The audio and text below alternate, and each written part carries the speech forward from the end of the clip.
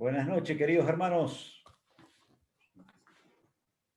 Gracias por la invitación. Vamos a hablar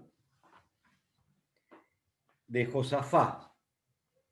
Los invito a ir a Primera Reyes. Vamos a compartir algunos versículos, pero vamos a Primera Reyes, capítulo 22, y leemos el versículo 41. Primera Reyes, capítulo 22, versículo 41. ¿Lo tienen? Dice así la palabra del Señor.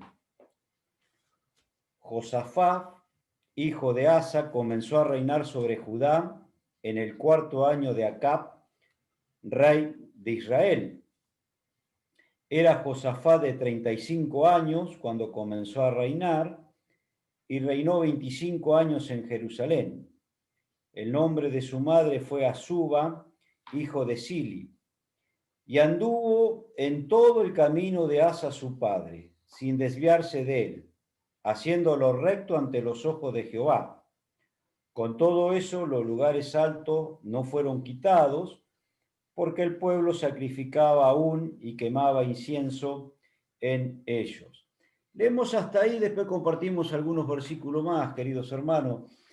Josafat significa, tiene varios nombres, varias traducciones en el original.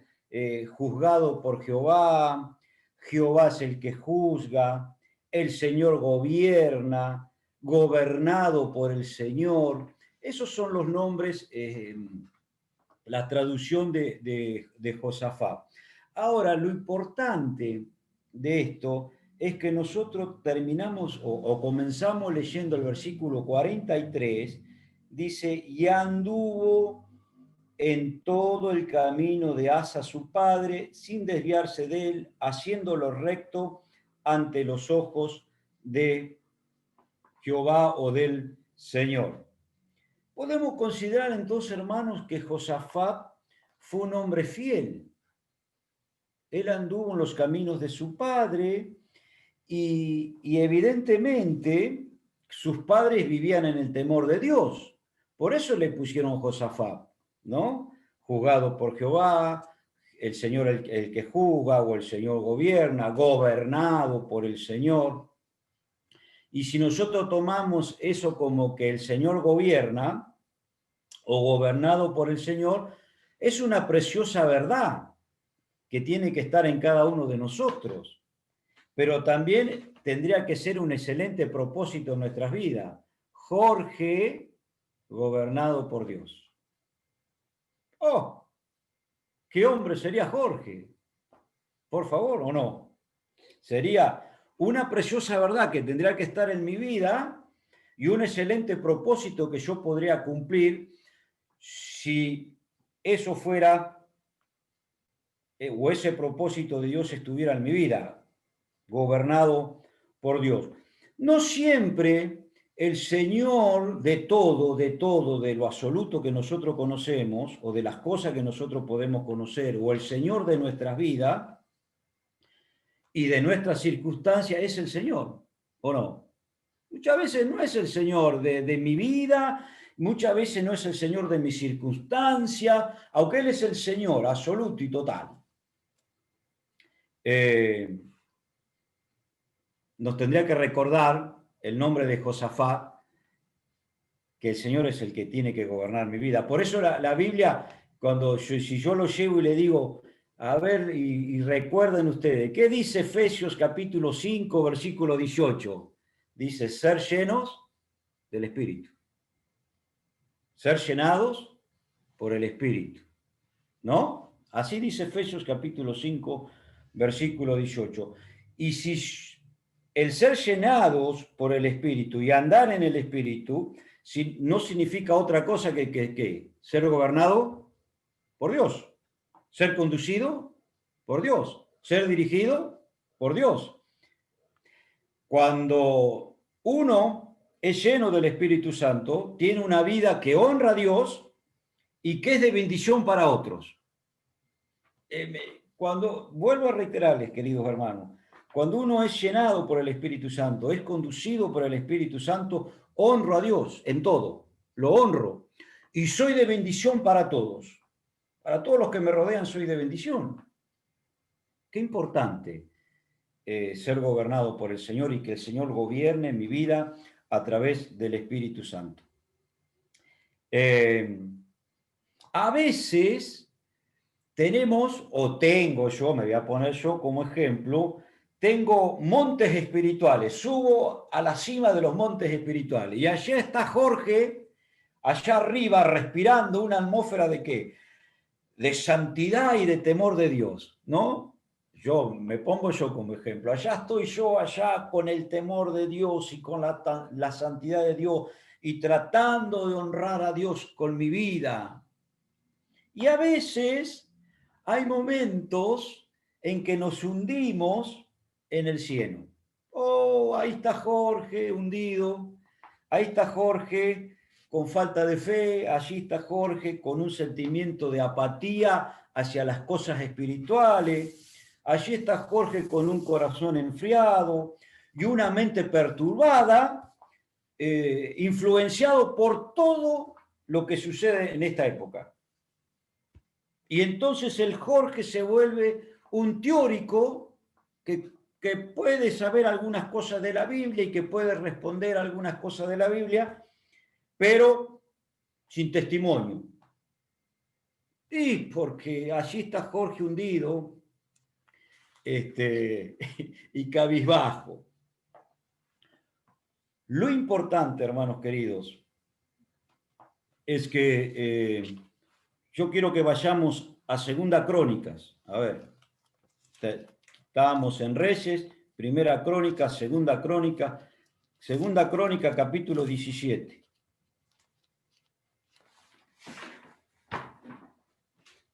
Dice el versículo 1. Muere Asa, que era el rey, el padre de Josafat, y entonces comienza en Segunda Crónica, capítulo 17, dice, versículo 1, reinó en su lugar Josafat, su hijo, el cual se hizo fuerte contra Israel. Hermanos, ¿por qué Josafat se hizo fuerte? ¿Por qué él podía estar en las alturas espirituales y en los montes, en la cima de los montes espirituales? ¿Y por qué era un hombre fuerte? Porque Dios estaba con él. Eso es muy importante. ¿Por qué? Porque el secreto de la vida de Josafat es que él vivía a la manera de Dios.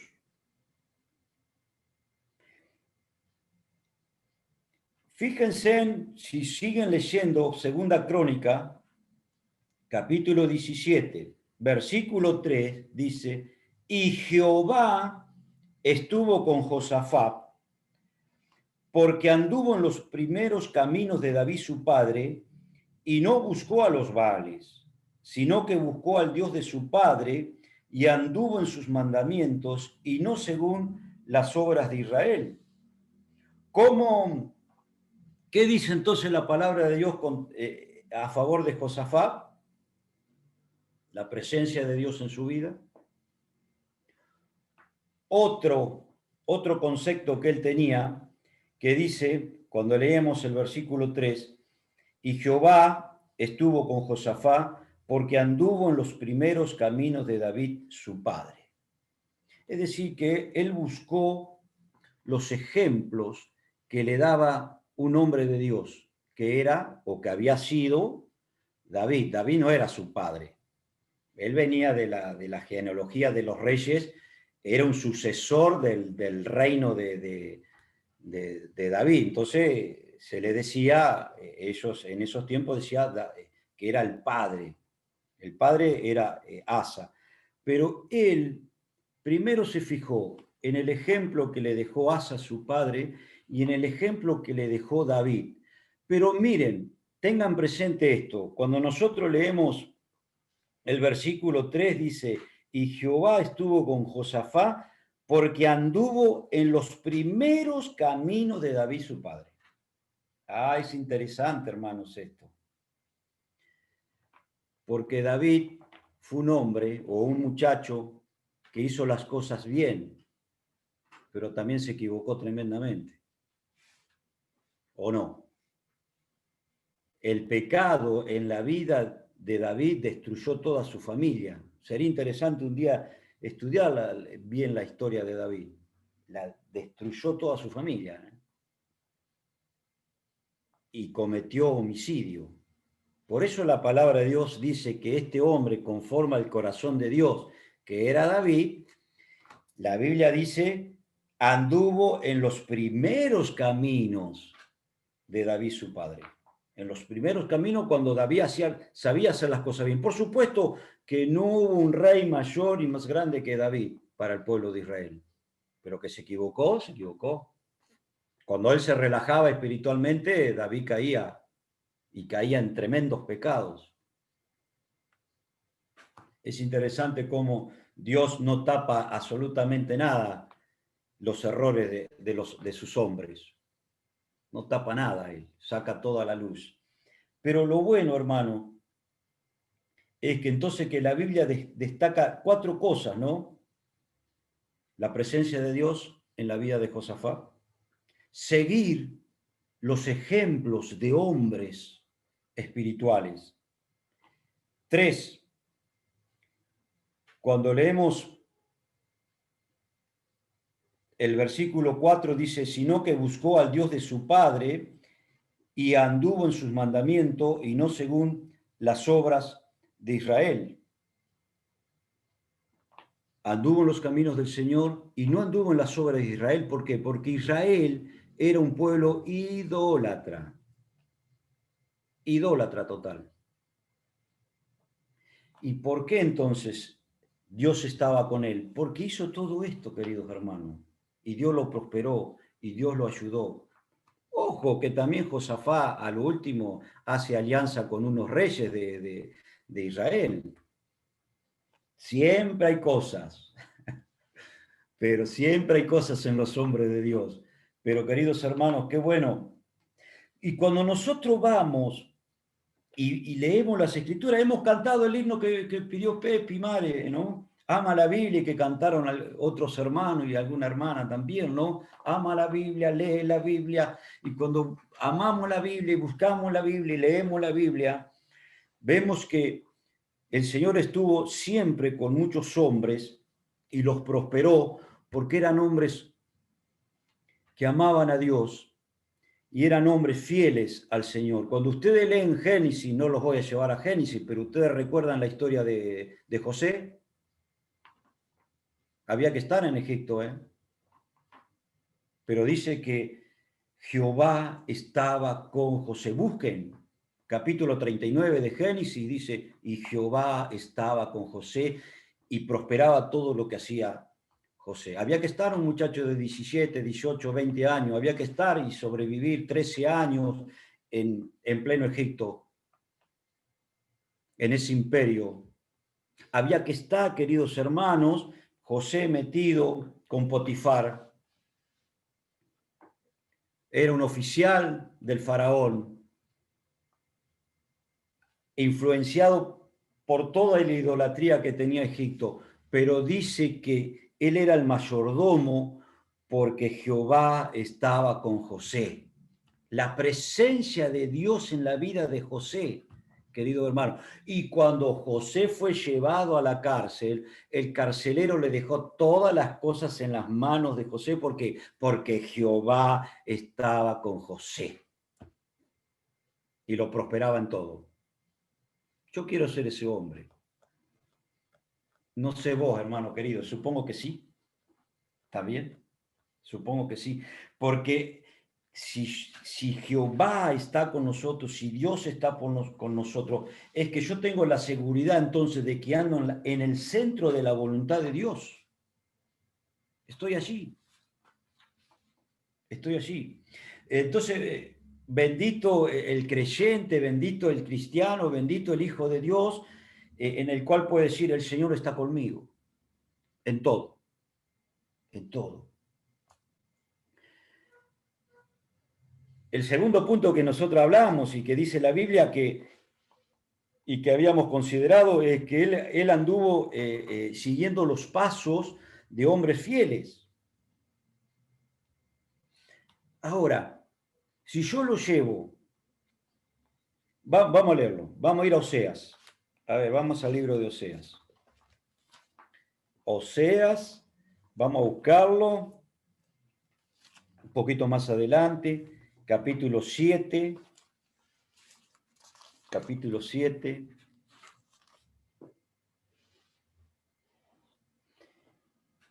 ¿Lo encontraron? Pero consideremos esto.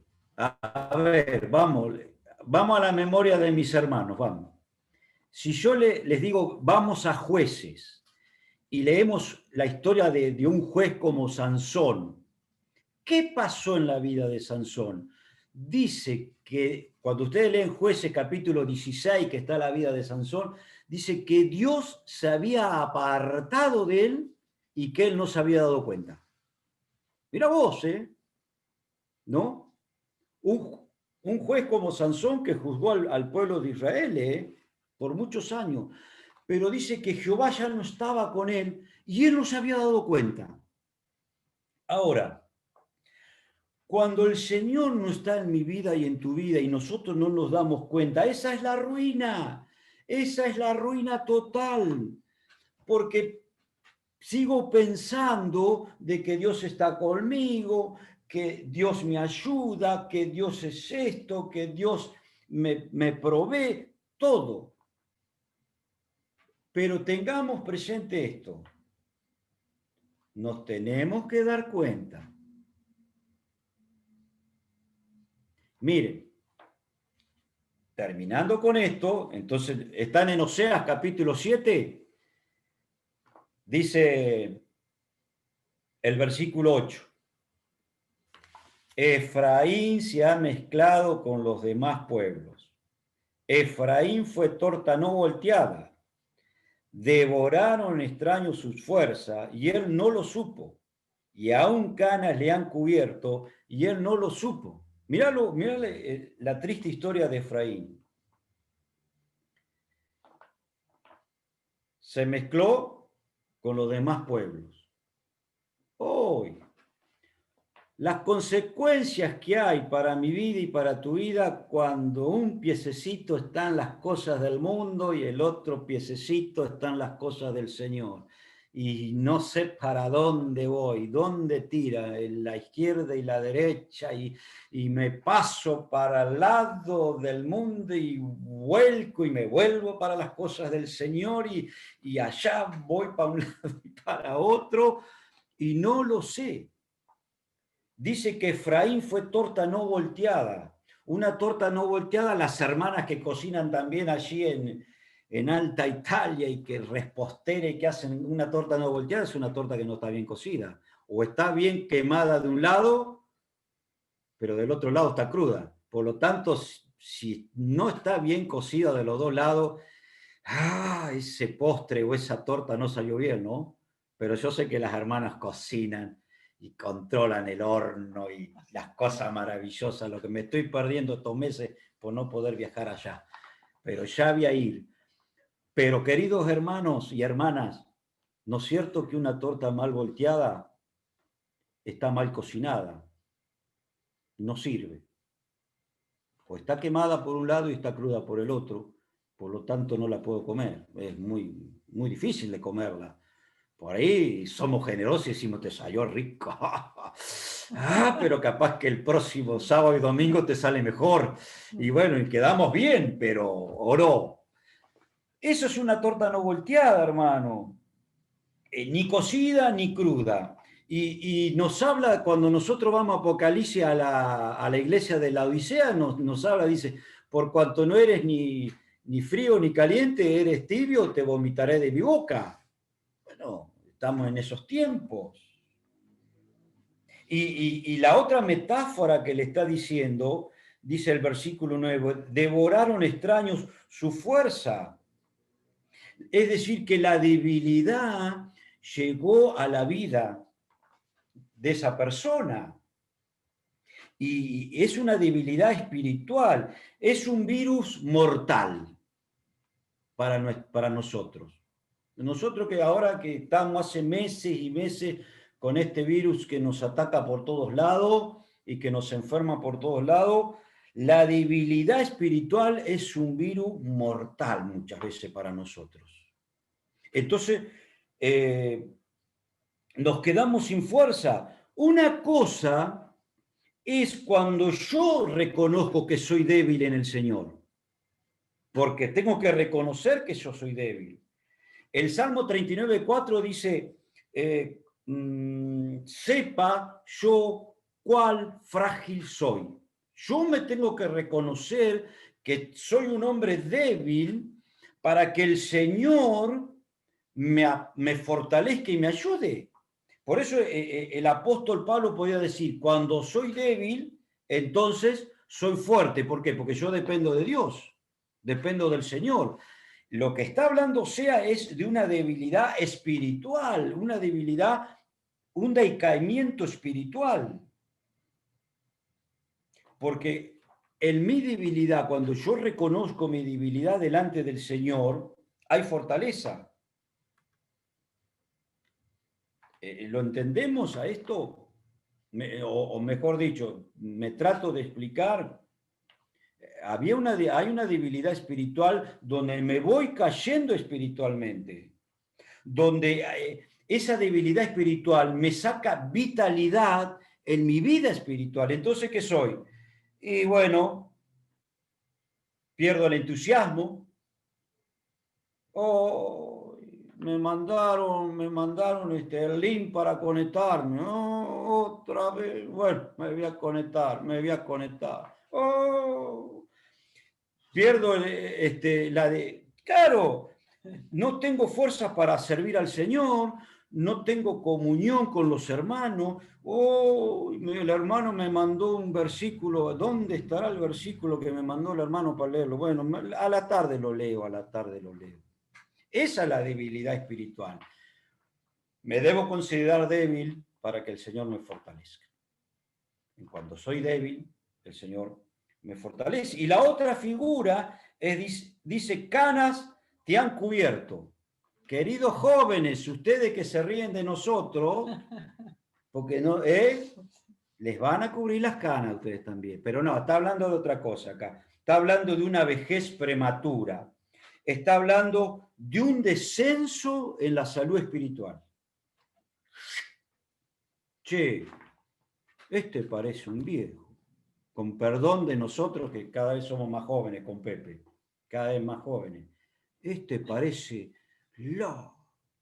Bueno, pero de eso habla, de un descenso en mi salud espiritual. Y bueno, queridos hermanos, ¿por qué? Porque dice en Jueces capítulo 16 que el Señor se había apartado de él y él no lo supo. Él no lo supo. Por eso el primer secreto en la vida de Josafat fue la verdadera presencia de Dios en su vida. Y eso tiene que ser el secreto de cada uno de nosotros. El secreto espiritual y el secreto de nuestra vida es la presencia de Dios en nuestras vidas. Y bueno, con más razón nosotros que tenemos el Espíritu Santo. Con más razón. Que somos templo habitado por Dios, Espíritu Santo. Y leíamos que Josafat miró lo que había hecho en los primeros caminos de David, su padre. De David, su padre. Y nosotros, hermanos, dice Hebreos capítulo 13. A ver, lo llevo a Hebreos. Capítulo 13, versículo 7, dice, acordaos de vuestros pastores que os hablaron la palabra de Dios, considerad cuál haya sido el resultado de su conducta e imitad su fe. Ahí está. Pero más vale que yo tengo que imitar y tratar de imitar a aquellos hombres fieles. Más vale que yo tengo que considerar a aquellos cuál fue el resultado de su conducta y debo imitar su fe. Por supuesto que la palabra del Señor me dice que a quién tengo que imitar, al Señor, pero tengamos presente esto, en 1 Corintios capítulo 11, versículo 1, Pablo vuelve a escribir y dice, sed imitadores de mí, así como yo de Cristo. Así que, hermanos queridos, cada uno de nosotros tenemos que ser ejemplo para el otro. Vieron que muchas veces hay hermanos que dicen, a mí no me miren. No, yo no soy de mucho ejemplo. Ah, bueno, ¿y a quién miro? Ah, hay que mirar al Señor. Ah, sí, no te saques, viste que en La Pampa decimos esto, no te saques el lazo tan fácil. Por eso el apóstol Pablo decía, sed imitadores de mí. Ah, mira vos. Bueno, yo no sé si lo podría decir, pero el apóstol Pablo decía, sed imitadores de mí, porque yo soy de Cristo. Y cada uno de nosotros debe ser un ejemplo. Cada uno de nosotros tiene que tener un testimonio para que el otro hermano siga. Por supuesto que lo infalible, ¿quién es? Y Cristo. Es la vara más alta que nosotros tenemos. Por supuesto. Pero que hay hermanos en el cual nosotros podemos mirarlos, podemos reflejarnos. Es así porque debo dar ejemplo de fe, de conducta para con los demás. Si no es fácil, dice, no, a mí no, ¿eh? No, yo no. Yo de mucho ejemplo no soy. Bueno, ¿y cómo? Hay que ser ejemplo para mi familia, en primer lugar, para mis hermanos, para el mundo. Somos cartas leídas. Somos cartas leídas, escritas por el Espíritu Santo.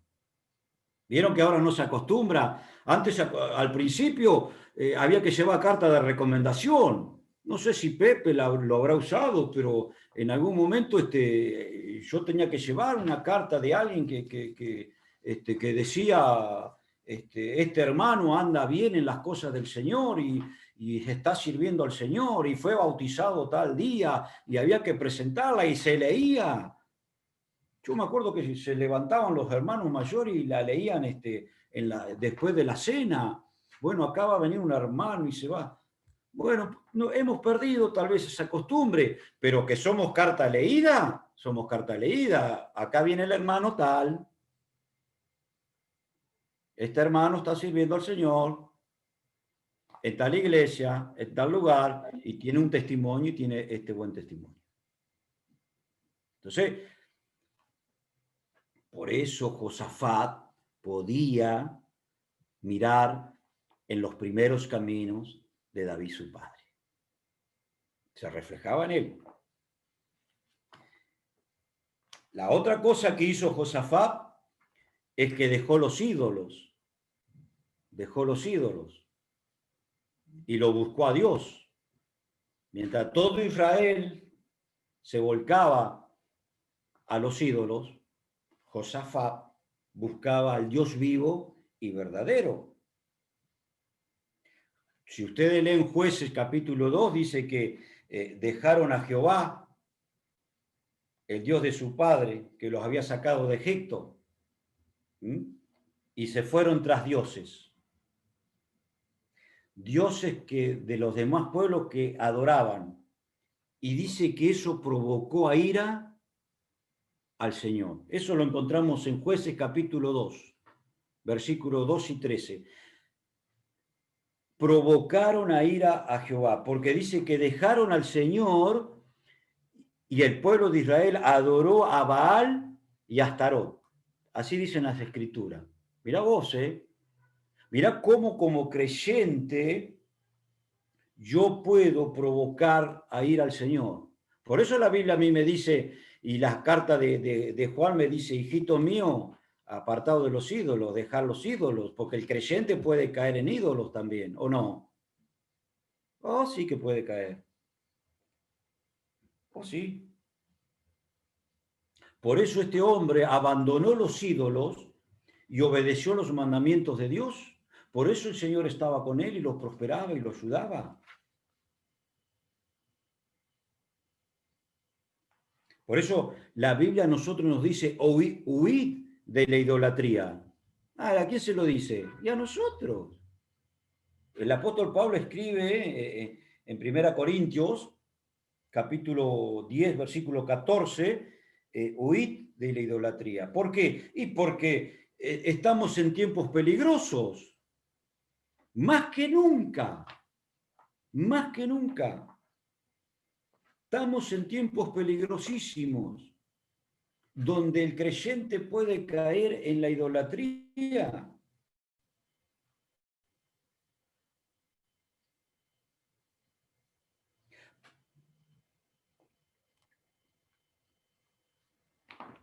Hermanos,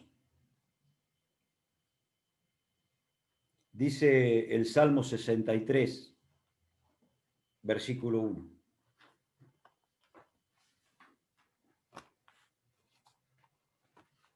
Vamos a leer el Salmo 63.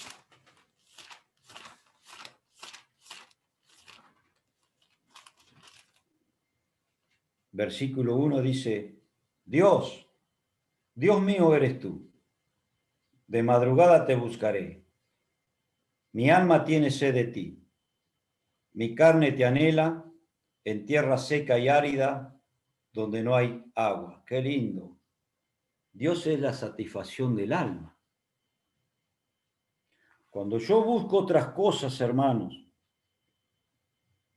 cuando yo busco en los ídolos del deporte, en los ídolos del negocio, en los ídolos del dinero, en los ídolos modernos que me propone esta sociedad y me rindo a él, me estoy equivocando. Mi alma tiene que tener sed de Dios. Mi alma tiene sed de Dios. Y yo te busco, Señor. De madrugada te buscaré. Es maravilloso.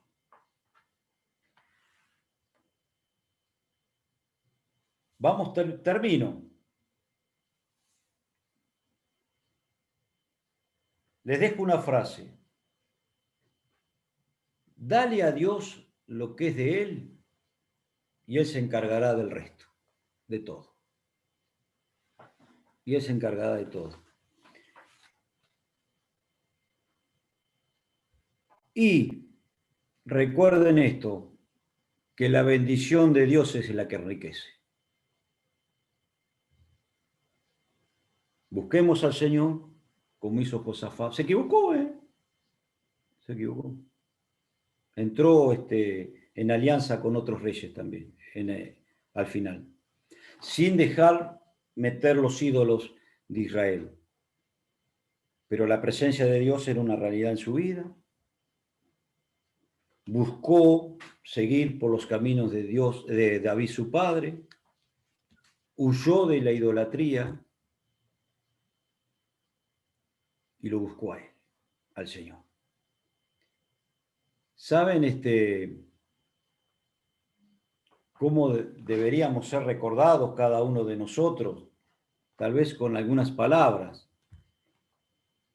que digan, este hombre, esta mujer, este adolescente, agradó a Dios. Agradó a Dios. ¿No es cierto? Que tal vez se pueda decir de nosotros esas cosas, ¿no? A pesar de lo que es Jorge, agradó a Dios. Queridos hermanos, que el Señor nos ayude a poner la mirada en Él, solamente en Él.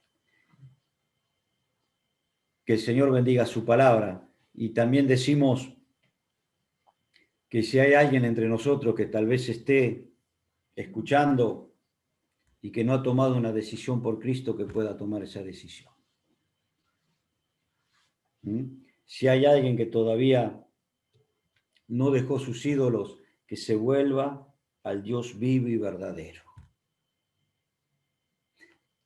que la presencia de Dios pueda ser una realidad en la vida de esa persona, que realmente pueda tomar esa decisión por el Señor y que lo pueda reconocer en su vida como su Señor y como su Salvador personal. Yo supongo que es el deseo de cada uno de ustedes, queridos hermanos, y el deseo nuestro también. Que haya salvación y vida eterna en alguien que pueda estar escuchando en este momento. Oramos agradecidos, les agradezco la invitación y que el Señor bendiga nuestras vidas. Amén. Bueno, le damos gracias a Jorge por compartir la palabra con nosotros y ahora le voy a pedir a nuestro hermano Cristian de Mendoza si puede terminar con una oración.